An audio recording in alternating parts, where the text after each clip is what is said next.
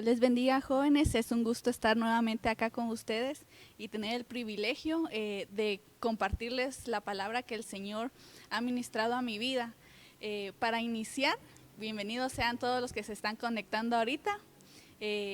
Queremos orar para poner este tema en las manos del Señor y que sea el Señor hablando en este momento a tu vida. Cierra tus ojos ahí donde te encuentras. Padre que estás en los cielos, Señor, te damos gracias, papito lindo, por la oportunidad, Señor, que nos das, Señor, de escuchar tu palabra, papito lindo. Te pedimos, Señor amado, que seas tú, Señor, el que venga, Señor, a traer esa palabra fresca, Señor, a nuestro espíritu, papito lindo. Que seas tú, Señor, hablando, Señor, nuevamente a nuestra alma, Señor amado, y que seas tú, Señor, sellándola, papito lindo. Hoy te pedimos, Señor, que quites todo distractor, Señor amado, que quites de nosotros, Señor, toda impureza, papito lindo. Que venga hoy, Padre Santo, tu Espíritu Santo, Señor, a traer entendimiento, Señor. En el nombre de Jesús, papito lindo, te pedimos, Señor, que seas tú, Señor, obrando en nuestras vidas, Señor, hasta el día en que tú regreses. Gracias, Señor. Amén y amén. Para iniciar, el tema que les traigo hoy, si ustedes se darán cuenta ahí en sus pantallas, se llama Venciendo la frustración. Yo le preguntaba al Señor, ¿de qué le puedo hablar a los jóvenes, Señor? ¿Qué es lo que están atravesando en este momento, que necesitan escuchar una palabra que venga a confirmar lo que tú estás haciendo en sus vidas? Y primer error, Heidi, porque no es un mensaje motivacional el que te traigo, tampoco es un mensaje para levantarte como que el ánimo, sino que es un mensaje que el Señor me decía, es algo por lo que tú pasaste y por lo que estás pasando y por lo que muchos jóvenes también están pasando. Entonces, la frustración, unos pueden decir, ¿yo de qué me voy a frustrar, Heidi? ¿De qué me voy a preocupar o de qué voy a tener yo motivos para que caiga en frustración? Pero primero miremos qué es la frustración. La frustración significa imposibilidad de satisfacer una necesidad o un deseo, sentimiento de tristeza, decepción y desilusión que esta imposibilidad provoca. Entonces, acá el que me diga yo nunca me he sentido frustrada, me está mintiendo, porque todos en algún momento de nuestras vidas llegamos a sentir este sentimiento. Es algo que es un sentimiento que tú tienes cuando no puedes lograr lo que te has propuesto. Supongamos que te propusiste entrar a la universidad, pero no aprobaste el examen. Aplicaste para un trabajo, pero no te lo dieron. Quisiste estudiar un nuevo idioma, pero no diste bola, dijo alguien. Entonces, ese sentimiento de uno sentirse inútil, de decir uno, la gran, otra vez, y voy probando como 5 veces a este puesto y no me lo dan. Entonces como que uno se siente inservible en ese momento. Este sentimiento da tristeza y decepción. Y así mismo en los caminos del Señor, de que uno se decepciona. Uno le puede prometer al Señor, Señor, hoy te prometo que me voy a guardar en santidad. Y a la semana pecamos, digamos, porque ahí voy yo también, pecamos. Y la decepción, la desilusión, decir, Señor, yo diciéndote que ya no te iba a fallar y otra vez con lo mismo, otra vez pecando con lo mismo, cayendo en el mismo lugar. De verdad que no merezco ser llamada tu hija, no merezco ser llamado tu hijo. Es una decepción cuando en nosotros está el querer agradar, cuando en nosotros está el querer ser hallados agradables, con un olor grato delante del Señor. Porque yo creo que aquel que ama siempre quiere ser agradable para esta persona, y en nuestro caso para nuestro Señor. Vayamos a Eclesiastés 11:10. Dice, no se dejen dominar del mal genio, ni permitan que los deseos de su cuerpo los hagan pecar. Los peores errores los comete uno cuando está joven. Y esto me llamó mucho la atención porque dice, los peores errores los comete uno cuando está joven. Y cuánta razón tiene, porque cuántas veces nosotros no nos hemos equivocado. Creemos tener la razón, pero en realidad a veces no la tenemos. bienaventurados aquellos que son sabios y entendidos en su juventud, ¿verdad? Pero yo creo que la mayoría en algún punto de nuestra vida, más nosotros que somos jóvenes, cometemos errores. Y es parte de tu crecimiento, porque de los errores uno aprende, de los fracasos uno se levanta y dice, bueno, lo hice de esta forma, creo que esa no es la forma correcta, entonces tengo que buscar otro plan para poder llegar a mi meta. Y entonces, cuando uno aprende de estos errores, uno crece en sabiduría, en conocimiento, espiritualmente, cuando uno se dispone a superar estos errores.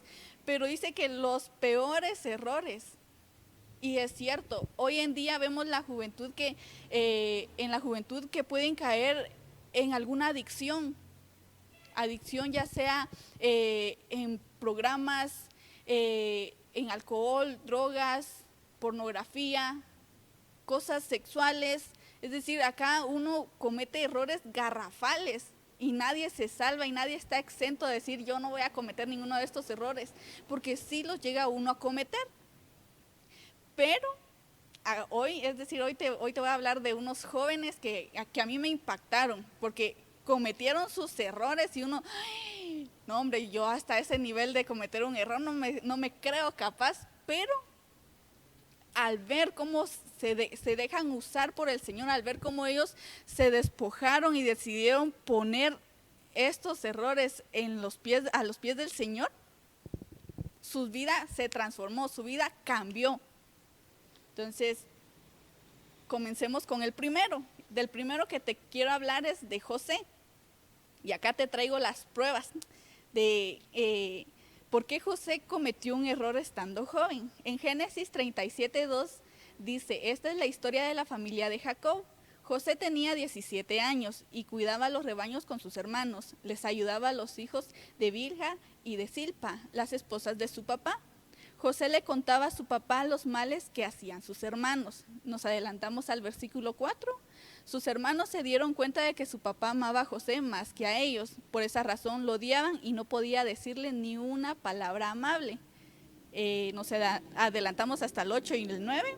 Entonces sus hermanos le dijeron, ¿será que vas a ser nuestro rey? ¿Será que nos vas a gobernar? Ahora sus hermanos lo odiaban aún más debido a sus sueños y a la forma en que él los contaba. Después José tuvo otro sueño y también se los contó a sus hermanos. Les dijo, miren, volví a tener otro sueño. El sol, la luna y 11 estrellas me hacían reverencia. ¿Qué vemos acá en José? El primero dice que le contaba a su papá los males que hacían sus hermanos. Otra versión dice que le daba un mal informe. Yo creo que para los que somos como que hermanos mayores o tenemos varios hermanos y más de algún hermano menor, el pequeño, que es el consentido en algunos casos, es el que, incluir al pequeño, no, porque si se golpea, que con papá va a darle la queja de que lo golpeamos, y que si no lo tomamos en cuenta, que porque no lo tomamos en cuenta se va a quejar. Entonces uno así como que, ¿por qué? Pero acá dice que José le contaba a su papá los males que hacían sus hermanos. No estoy diciendo que estaba mal de que él, mira, si yo vi a mi hermano ahí mal parado en tal lado y haciendo lo otro, obviamente se lo voy a comentar a mis papás, pero creo que José cayó un poco a ser el chismoso. Más adelante dice que él les contaba el sueño. Miren, fíjese que yo soñé que estábamos recogiendo trigo y mi manojo de trigo se puso al centro y los otros se inclinaron ante mí. Entonces eso les molestó a los hermanos y dice que aparte de eso su papá lo amaba más que a los demás, era el favorito de papá. Entonces eso provocaba que los hermanos de José lo odiaran y dice que no le podían dirigir ni una palabra amable. Entonces acá como que ya vemos la actitud de los hermanos. Si yo miro que mi hermano le caigo mal o algo así, trato de solucionar las cosas, no echarle más leña al fuego. En cambio, lo que hizo José dice que al ver de que contaba sus sueños, ve la actitud de sus hermanos, que no les caía bien, que no le agradaba que contara sus sueños, él viene y dice que también les va a contar otro sueño. Entonces, otro punto dice que la forma en que los contaba, entonces también como que se volvió algo creidito José. al tener sus sueños, así como que miren muchachos, soñé que ustedes se inclinaban ante mí. Y ¿quién va a querer eso, verdad? Siendo el menor. Antes en este tiempo se respetaba mucho lo de la primogenitura, entonces que venga el primogénito y escuche que se tenga que doblegar al pequeño, era como que una ofensa para ellos. Entonces, el primer error de José fue ese, creerse más. Seguimos con Moisés. En Éxodo 2:12 dice, miró a su alrededor y al ver que no había nadie, mató al egipcio y enterró su cuerpo en la arena. Entonces acá ya vemos que Moisés mató al egipcio. En el contexto dice que vio que le estaba pegando a un esclavo hebreo y viene él, trata de defenderlo, pero dice que miró a su alrededor y al ver que no había nadie, pues matémoslo, dijo él en ese entonces. Y ese fue uno de los errores que él cometió. Seguimos con Saulo, que más adelante fue llamado Pablo. Hechos 8:1-3 dice, también Saulo estuvo de acuerdo con el asesinato de Esteban. Unos hombres temerosos de Dios enterraron a Esteban y oraron mucho por él. A partir de ese día empezó una gran persecución contra los creyentes de Jerusalén. Saulo también trataba de destruir al grupo. Entraba casa por casa, sacaba tanto a hombres como a mujeres y los metía en la cárcel. Todos los creyentes huyeron a diferentes lugares de Judea y Samaria, solo los apóstoles se quedaron en Jerusalén. ¿Cuál fue el error de Saulo? Prácticamente Saulo no fue el que apedreó a Esteban, sino que él estuvo de acuerdo, formó parte de un asesinato. En nuestros tiempos, hacer eso te hace prácticamente ser asesino, porque está siendo testigo de un asesinato. Entonces viene él y dice, pues vamos a matar a Esteban, matémoslo, es más, yo les cuido la ropa. En el capítulo anterior, el versículo final dice que dejaron sus ropas a los pies de un joven llamado Saulo, y es Pablo, ¿verdad? Dice que después empezó una gran persecución contra los creyentes y era Saulo quien trataba de destruir al grupo, y él entraba casa por casa, casi que un censo, así como que mira, sos cristiano, pa'l bote, si mira, crees en Jesús, a la cárcel, y así como que huyendo de que para que no lo lograra agarrar. Y él venía y decía, no, es que eso no está bien, eso no es lo correcto, porque vemos que Saulo también era un estudioso de la ley. Entonces, de estos tres jóvenes te quiero hablar en este momento. De José, de Moisés y de Saulo, más adelante Pablo. Bien, entonces acá les traje una pequeña gráfica de cómo fue el cambio de vida que el Señor les dio. José tenía 17 años. ¿Cuál fue su error? Fue la indiscreción y la inmadurez. Estaba bien que el Señor le diera sueños porque lo estaba formando. Ese era como que parte de su llamado, del don que Dios le había dado. Pero él en ese momento no tenía la madurez. Pudo acercarse a su padre, mira, papá, fíjate que estoy teniendo estos sueños, hablarlo en secreto. ¿Por qué lo tenía que exhibir a sus hermanos? ¿Por qué en ese momento tenía que creerse más que sus hermanos solo por tener sueños? Entonces, esta inmadurez, esta indiscreción, ¿qué causó en la vida de José? Que lo vendieran, que pasara a ser un esclavo. Obviamente todo esto formó parte del plan del Señor que tenía para su vida, pero yo me puse y me eché mi pensada, así que esto es mi pensada. Si él hubiera sido maduro en ese entonces, yo creo que de una u otra forma el Señor lo hubiera hecho a él gobernador, o le hubiera dado como que la estrategia para la escasez que se aproximaba en esos años futuros. De una u otra forma el Señor siempre hubiera cumplido su plan con José.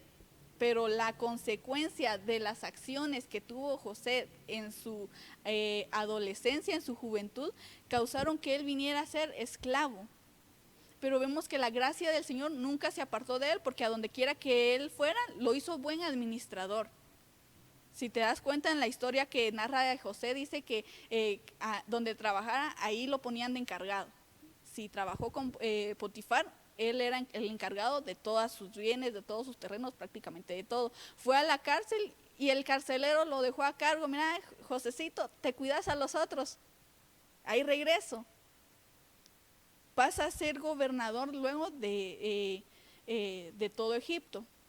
Entonces la transformación es que él viene y se convierte en gobernador. Eso lo encontramos en Génesis 41:40.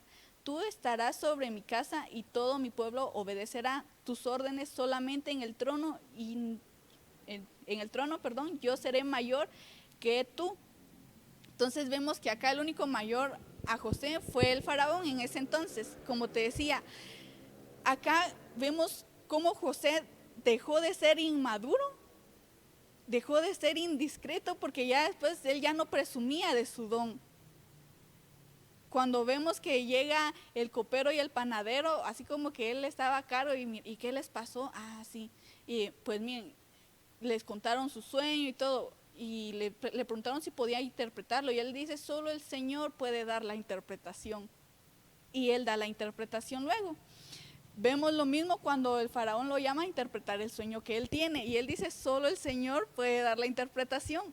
Entonces ya vemos que José maduró, ya no estaba presumiendo que él tenía sueños, ya no estaba presumiendo del don que el Señor le había dado, y viene y lo hacen gobernador. Entonces después de tantos años, como que vio su recompensa. Seguimos con Moisés, tenía 40 años y su error fue el asesinato. Entonces Heidi, 40 años ya no es joven. En aquel entonces, si usted se da cuenta que vivían ciento y la Juana de años, 40 años, eso era juventud para ellos todavía. Entonces usted no diga está viejo, porque para nuestra actualidad sí está viejo. Pero para en ese entonces él era joven. Viene él a los 40 años, comete el asesinato. Luego él escapa, él huye y se va al desierto. Entonces ahí pasa otros 40 años, luego otros 40 años para ir a liberar al pueblo. Entonces a él lo hacen un libertador. Pasó de ser de un asesino a un libertador. Viene él incluso cuando el Señor lo llama. En Éxodo 3:10 dice, ahora pues ven y te enviaré a Faraón para que saques a mi pueblo, los hijos de Israel, de Egipto. Y él en el siguiente versículo, si usted se da cuenta, dice, yo prácticamente en estas palabras le dijo, pero yo cómo voy a ir, va? Si él se sentía asesino regresando a Egipto. Entonces vemos que el Señor transforma ese pasado a uno nuevo. Los errores que uno comete en el pasado, el Señor los transforma. Es decir, el Señor no se queda con lo que tú eras.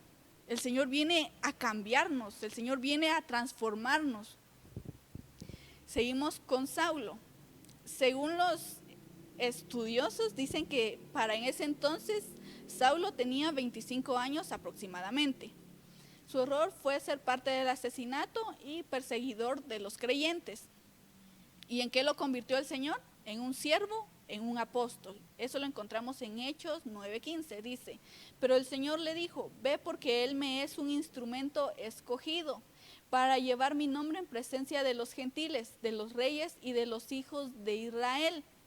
Entonces vemos que pasó de ser parte de un asesinato a ser un siervo del Señor. Y yo creo que es uno de los apóstoles que más se enamoró del Señor, porque a donde él iba, a él no le importaba la tribulación, a él no le importaba qué estuviera pasando en ese momento, con tal de cumplir la voluntad que el Señor le había mandado, con tal de cumplir lo que el Señor le había ordenado. Entonces, ¿a qué te quiero llevar con todo esto?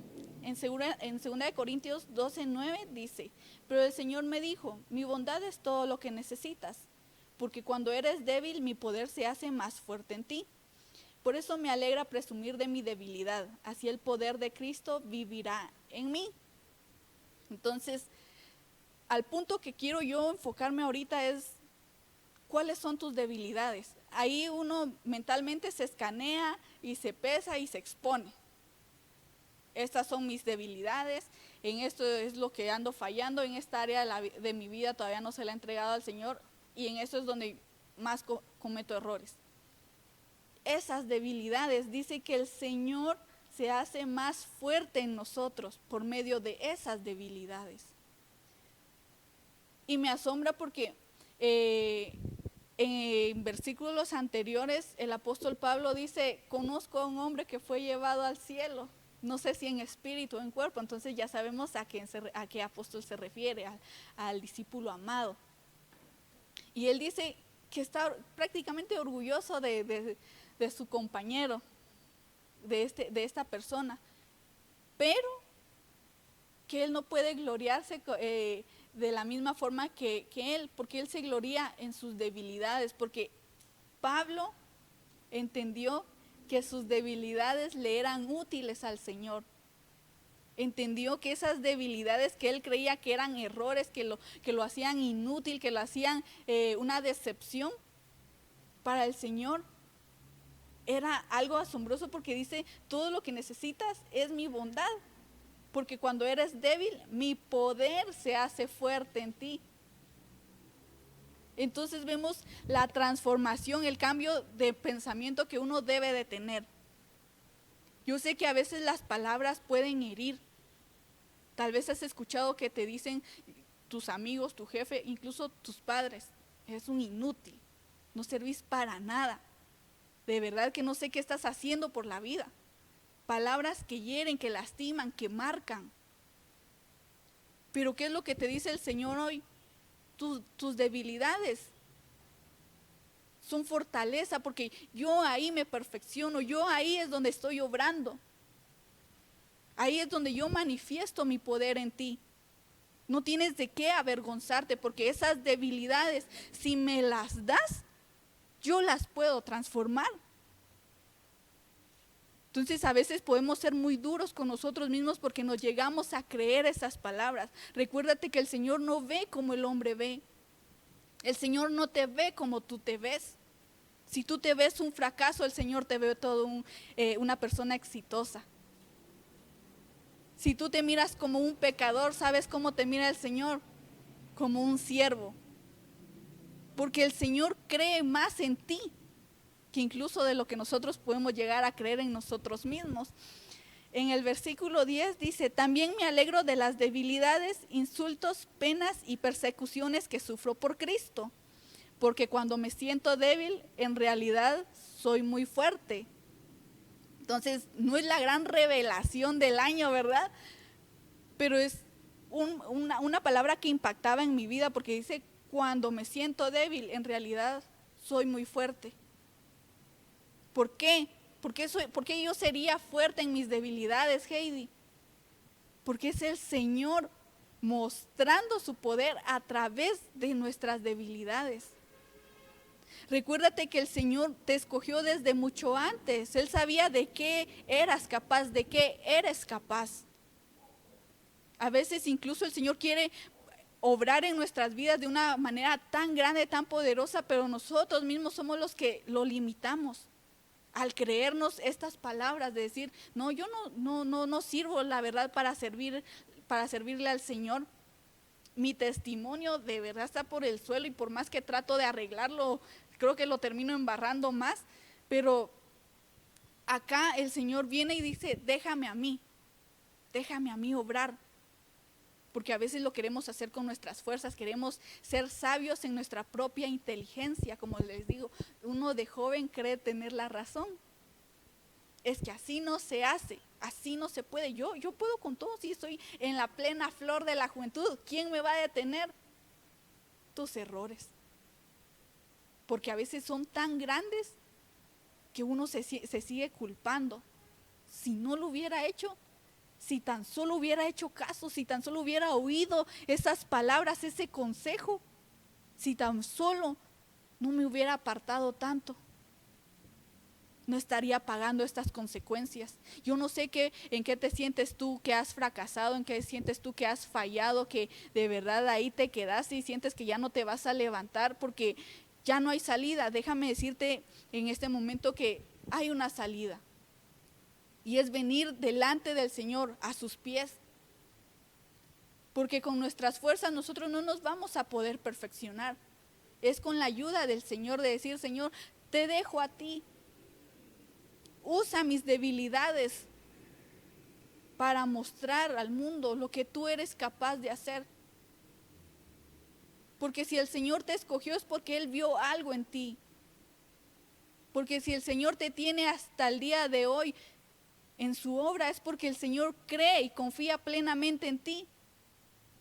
De que serás capaz de llevar el mensaje, de que serás capaz de realizar la misión que el Señor te ha encomendado.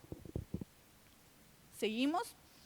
En 1 Corintios 1:28 dice, Dios prefirió lo que el mundo cree que no es importante, lo que desprecia y lo que no significa nada. Prefirió todo eso para destruir lo que el mundo cree que es importante.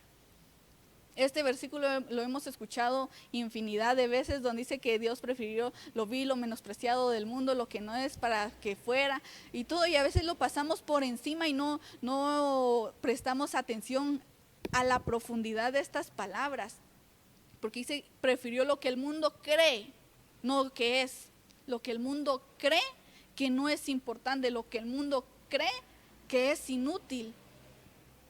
El Señor dijo, no, ellos son útiles en mis manos. Ellos son útiles, son de honra en mis manos. Entonces, acá es de que tú vengas y le pidas al Señor un cambio de mente. Porque no puedes dejar que el Señor use tus debilidades si en tu pensamiento todavía está el no puedo, no soy capaz, no soy digna, soy un fracaso. Porque puede que ya lo llegamos a creer y nos sintamos así. Cuando el Señor te mandó a otra cosa, cuando el Señor te creó para otro propósito, el Señor te creó para ser grande, grande en su reino. No busques las cosas materiales, porque yo no me estoy refiriendo a ser exitosos acá en la tierra. Ese solo es un extra, solo es un bono.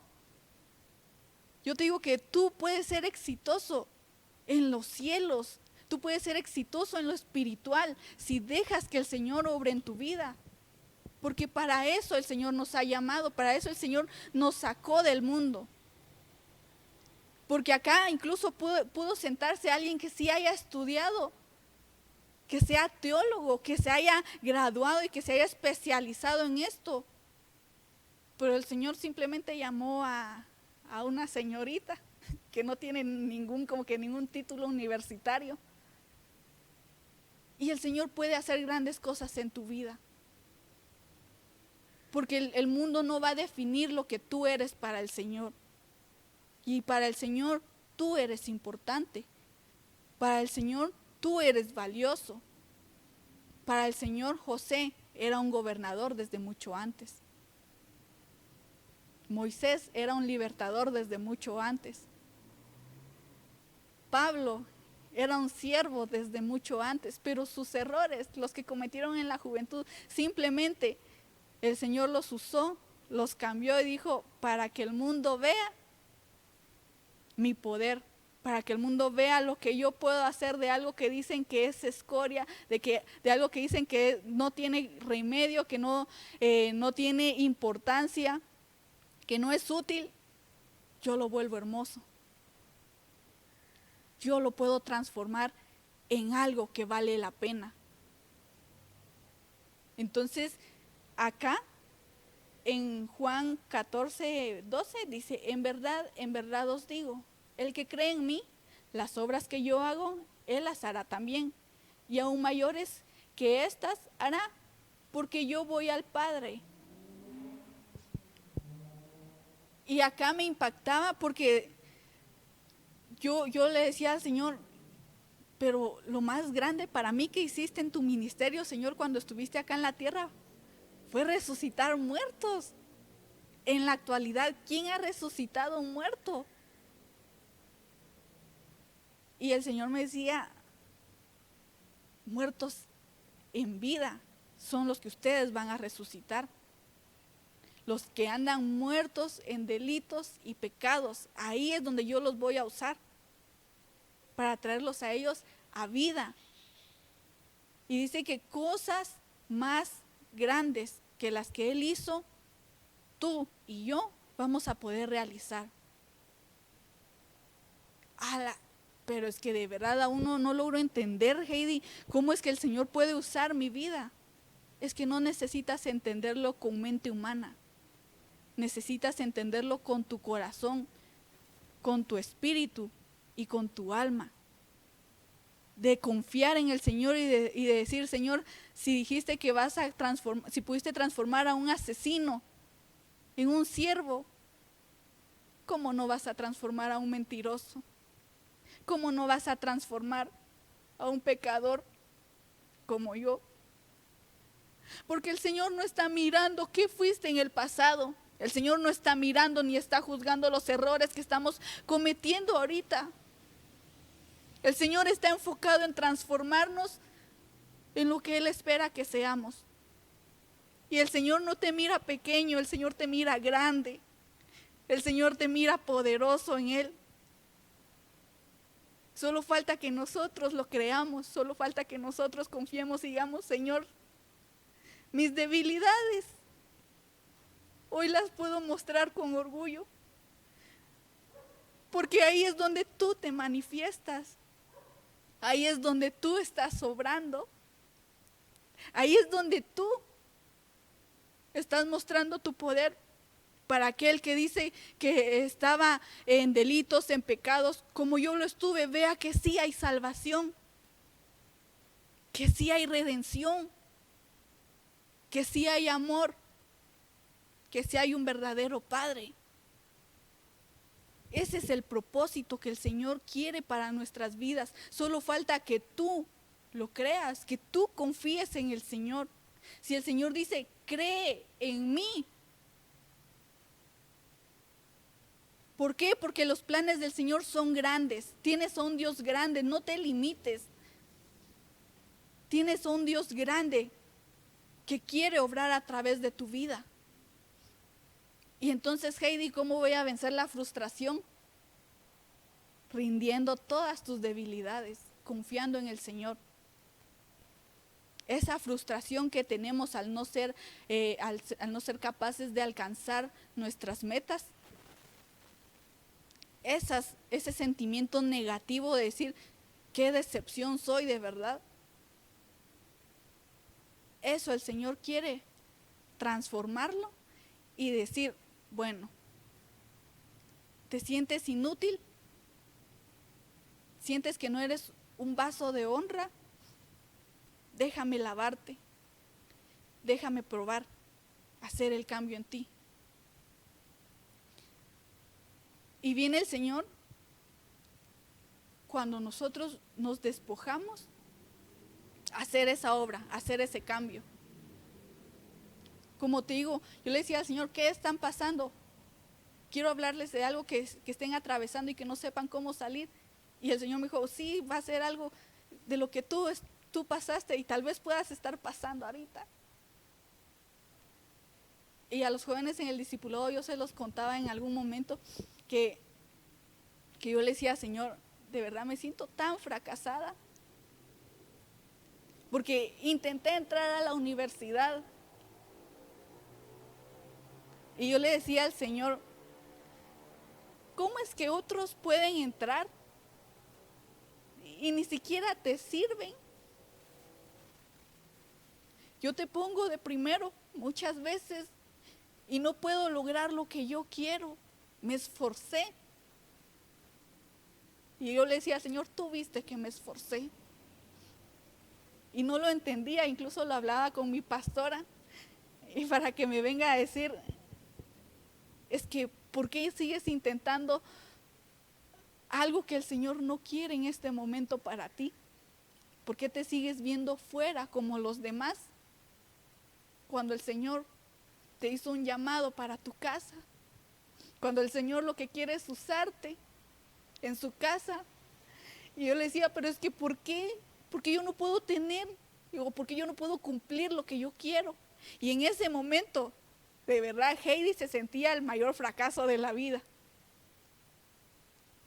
Pero el Señor viene y cambia todo eso. Porque según mi inteligencia yo no era capaz. Y el Señor me ha demostrado, sí eres útil, pero en mis manos, no a tu manera. no a la forma en que tú quieres lograrlo, es a mi manera.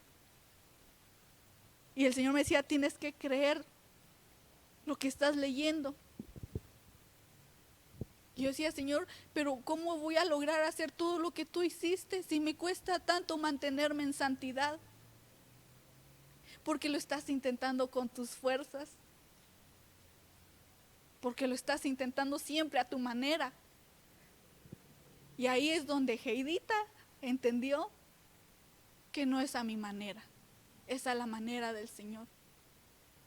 Ahí es donde entendí que el Señor nunca me va a ver como yo me veo. El Señor te mira grande.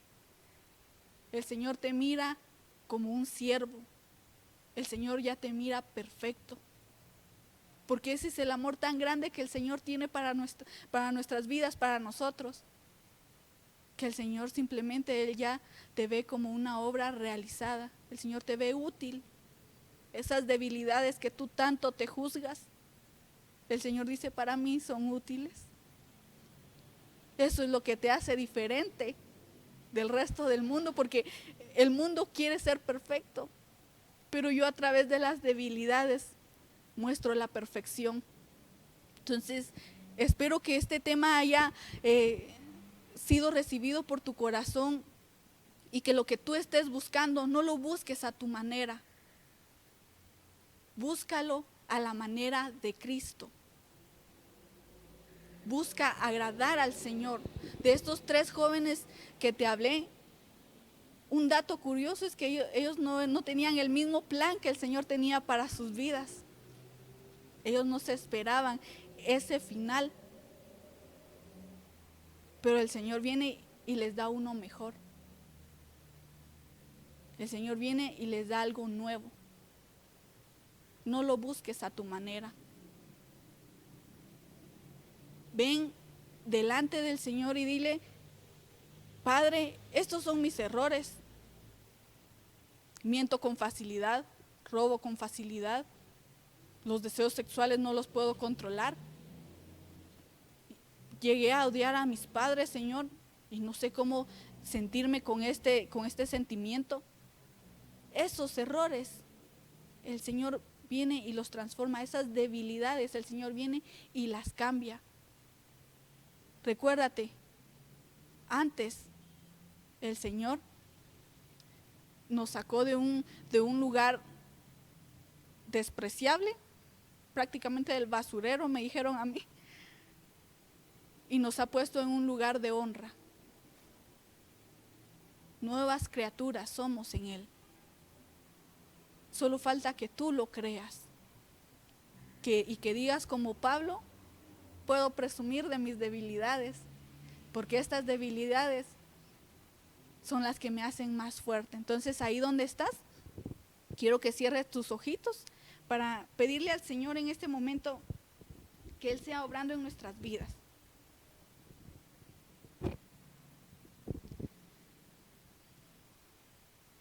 Padre que estás en los cielos, Señor, hoy venimos delante de ti, Señor amado.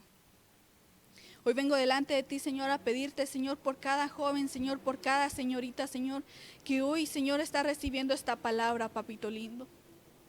Padre de la gloria, nos presentamos delante de ti, Señor, tal y como somos, con pies de barros, con fallas, Señor, con falencias, con nuestras debilidades, Señor amado. Y hoy venimos, Señor, delante de tu trono, Señor, a dejarlas a tus pies. A entender, Señor amado, que por medio, Señor, de lo que nosotros llamamos fracaso, tú puedes obrar grandemente. Creyendo, Señor amado, de lo que tú eres capaz de realizar en nosotros, Señor, cuando nos dejamos utilizar por ti, Señor. Hoy, Padre de la gloria, venimos delante de ti, Señor, pidiéndote, Señor, una vez más tu misericordia, Señor amado, para que seas tú obrando, Señor, en cada uno de nosotros, papito lindo. Porque tú llamas lo que no es como que si fuera. Hoy creemos, Señor, en tu palabra, Señor, que fuimos llamados, Señor, que fuimos predestinados por ti y fuimos llamados a ser tus hijos, Señor. Hoy te pido, Señor, que bendigas a cada joven, Señor, a cada señorita, Señor, que ellos puedan entender, que ellos puedan ver, Señor amado, tu poder, Señor, la magnitud, Señor amado, de lo que tú puedes hacer, Señor, en sus vidas, Señor. Padre de la gloria, que seas tú, Señor, trayendo un cambio de mente, Señor, a ellos, papito lindo. Que puedas mostrarles, Señor, cómo es que tú los ves. Que ellos puedan ser capaces, Señor, de crecer espiritualmente en ti, papito lindo. Que esos errores, esos fracasos, Señor, que ellos sentían, Señor, que los marcaban, que los definían, papito lindo. Hoy tú vienes y haces un cambio nuevo, una obra nueva. Porque así de grande eres tú, que sacaste lo vil y lo menospreciado para mostrar tu poder, Señor. Hoy creemos y confiamos, Señor, en lo que tú harás, papito lindo. Y te pedimos, Señor, que de ahora en adelante, Señor, seas tú en nosotros y nosotros contigo, papito lindo. Que sea tu Espíritu Santo, Señor, el que interceda por nosotros, incluso cuando no sabemos qué pedir delante de ti, papito lindo. Padre, porque solo tú nos conoces a cada uno, Señor, y sabes, Señor, los secretos, Señor, que guarda nuestro corazón, papito lindo, y que somos incapaces de decir, pero solo tú, Señor, nos conoces, Señor. Y hoy te pedimos, Señor, que seas tú, Señor, quitando, borrando, Señor, todo pecado, Señor, todo pasado, papito lindo. Hoy te pido que traigas liberación a sus vidas, Señor, que traigas un renuevo, papito lindo, una nueva oportunidad, una nueva vida, Señor, para cada uno de nosotros jóvenes, Señor, de esta casa, Señor, y de los que nos están viendo, papito lindo. Te pido, Señor, que seas tú, Señor, sellando esta palabra en sus corazones, Señor. Que seas tú, Señor, el que guarde las vidas de estos jóvenes, Señor amado, para este tiempo, papito lindo. Fortalece su espíritu, Señor. Fortalece, Señor, su corazón, papito lindo. Y aumenta su fe, Señor, para que ellos puedan verse, Señor, como tú los ves. Aumenta su fe, Señor, para que ellos puedan obrar, Señor, como tú quieres que lo hagan, Señor amado. En el nombre de Jesús, Padre de la gloria. Te damos gracias, papito lindo, por esta oportunidad que nos diste de compartir, Señor. Gracias, Padre, gracias, Hijo, gracias, Espíritu Santo. Amén y amén.